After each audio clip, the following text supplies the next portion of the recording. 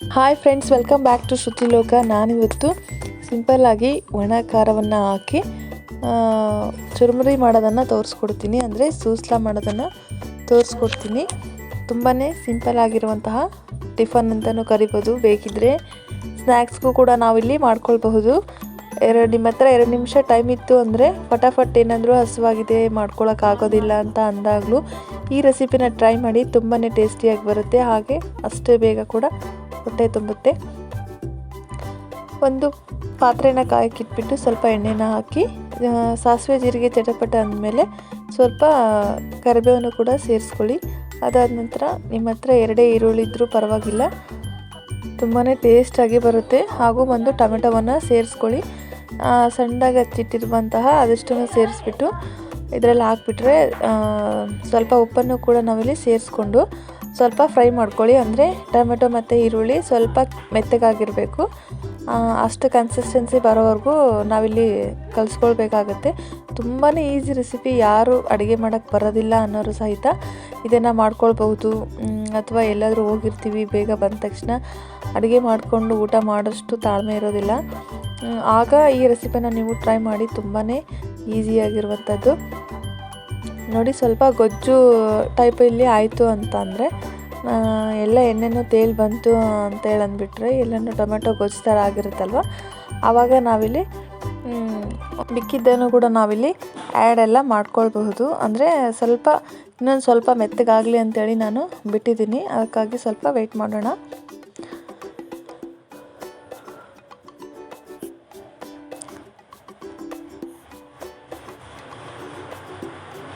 ಅದಾದ ನಂತರ ನಾವು ಈ ಕಡೆಗೆ ಪುರಿ ಮಂಡಕ್ಕಿ ಇರುತ್ತಲ್ವ, ಸ್ವಲ್ಪ ದಪ್ಪ ಮಂಡಕ್ಕಿ ಅಂದರೆ ಚುರುಮುರಿ ಮಾಡ್ತೀವಲ್ವ, ಆ ಮಂಡಕ್ಕಿನ ನಾವಿಲ್ಲಿ ನೀಟಾಗಿ ಎಲ್ಲರೂ ಸ್ವಚ್ಛ ಮಾಡ್ಕೊಂಡ್ಬಿಟ್ಟು ಒಂದು ದೊಡ್ಡದು ಪಾತ್ರೆಗೆ ನಾವಿಲ್ಲಿ ಕೈ ಆಡಿಸುವಷ್ಟು ನೀರನ್ನು ಹಾಕಿ ಆ ಪುರಿಗಳನ್ನ ನಾವಿಲ್ಲಿ ನೆನೆಸ್ಕೊಳ್ಬೇಕಾಗತ್ತೆ.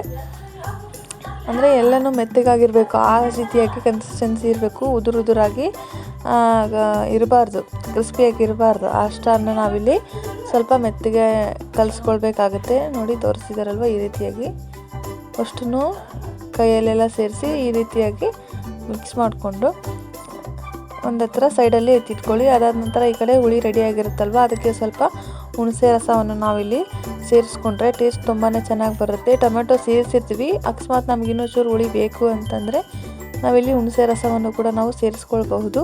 ಅದಾದ ನಂತರ ಖಾರ ಮೇನಾಗಿ ಬೇಕಾಗಿರುವಂಥದ್ದು ಹಸಿಮೆಣಸಿನ್ಕಾಯಿ ಹಾಕಿರೋದಿಲ್ಲಲ್ವ, ಒಣ ಖಾರದ ಸೂಸ್ಲ ನಾವಿಲ್ಲಿ ಮಾಡ್ತಿರ್ಬೇಕಾದ್ರೆ ಎಷ್ಟು ಖಾರನ ಬೇಕಾಗುತ್ತೋ ಅಷ್ಟನ್ನು ನಾವಿಲ್ಲಿ ನೋಡಿಕೊಂಡು ಹಾಕ್ಕೊಳ್ಬೇಕಾಗತ್ತೆ ಒಣ ಖಾರ. ಅದಾದ ನಂತರ ಟೇಸ್ಟಿಗೆ ಸ್ವಲ್ಪ ಉಪ್ಪು ಮತ್ತು ಅರಿಶಿನ ಸೇರಿಸ್ಕೊಳ್ಳಿ. ಆಮೇಲೆ ನಾವಿಲ್ಲಿ ಸೈಡಲ್ಲಿ ಮಂಡಕ್ಕಿನ ತೋಯಿಸಿಟ್ಟಿರ್ತೀವಲ್ವ, ಅದನ್ನು ಕೂಡ ಒಂದು ಪಾತ್ರೆಯಲ್ಲಿ ಹಾಕಿರೋದನ್ನು ಎಲ್ಲನೂ ಒಂದು ಪಾತ್ರೆಯಲ್ಲೇ ನಾವಿಲ್ಲಿ ಹಿಂಡ್ಕೊಳ್ಬೇಕು. ಫಸ್ಟ್ ಟೈಮ್ ನಾವಿಲ್ಲಿ ತೋರಿಸ್ದಾಗೇ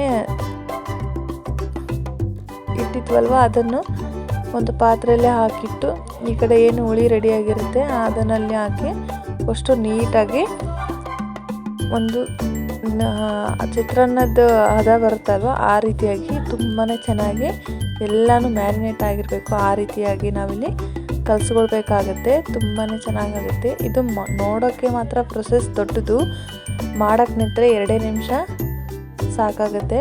ಅಷ್ಟು ಬೇಗನೆ ಇದು ಆಗಿಬಿಡುತ್ತೆ. ನಾನಿಲ್ಲಿ ಸ್ವಲ್ಪ ಹುಳಿ ತೆಗೆದಿಟ್ಕೊಂಡಿದ್ದೆ, ಅದನ್ನು ಕೂಡ ನಾನಿಲ್ಲಿ ಸೇರಿಸ್ಕೊಳ್ತಾ ಇದ್ದೀನಿ. ಅಷ್ಟನ್ನು ನೀಟಾಗಿ ಕಲಿಸ್ಕೊಳ್ಳಿ.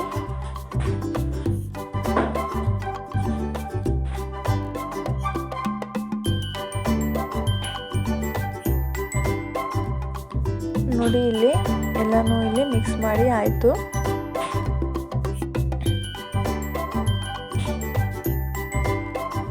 ಈ ರೀತಿಯಾಗಿ ನಮ್ಮ ಕಡೆ ಟೈಮ್ ಇಲ್ಲ ಅಂತೇಳಿ ಅಂದಾಗ, ಮನೆಯಲ್ಲಿ ಎಲ್ಲ ತರಕಾರಿ ಕೂಡ ಖಾಲಿ ಆದಾಗ ಈ ರೆಸಿಪಿಯನ್ನು ಟ್ರೈ ಮಾಡಿ. ತುಂಬಾ ಟೇಸ್ಟಿಯಾಗಿರುತ್ತೆ, ಹಾಗೂ ಮತ್ತೆ ಮತ್ತೆ ಮಾಡ್ಕೊಳ್ಬೇಕು ಅಂತಲೂ ಕೂಡ ಅನಿಸುತ್ತೆ. ದಯವಿಟ್ಟು ವಿಡಿಯೋನ ಸ್ಕಿಪ್ ಮಾಡದೆ ನೋಡಿದ್ದಕ್ಕಾಗಿ ಧನ್ಯವಾದಗಳು.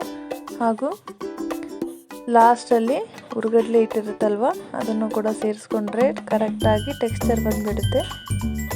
ವಿಡಿಯೋನ ಕೊನೆವರೆಗೂ ನೋಡಿದ್ದಕ್ಕಾಗಿ ಧನ್ಯವಾದಗಳು. ಶ್ರುತಿ ಲೋಕ ಚಾನಲ್ನ ಸಬ್ಸ್ಕ್ರೈಬ್ ಮಾಡಿ. ವಿಡಿಯೋ ಇಷ್ಟ ಆಗಿದ್ದರೆ ಲೈಕ್ ಮಾಡಿ.